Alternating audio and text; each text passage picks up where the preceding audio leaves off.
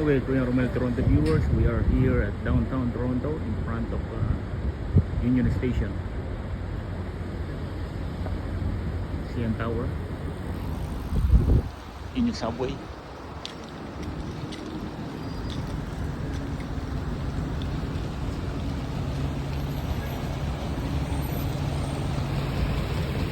Union Station is the place where you can get in through Go Bus, Via Rail, and Amtrak, going to any parts of Ontario, Canada, and USA.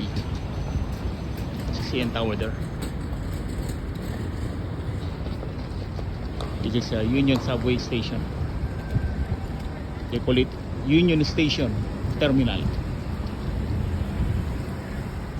These are the bicycle for rent in downtown Toronto.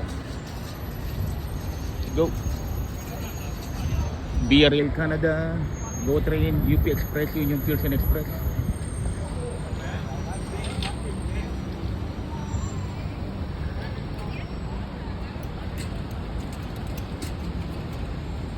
Under construction here, renovation.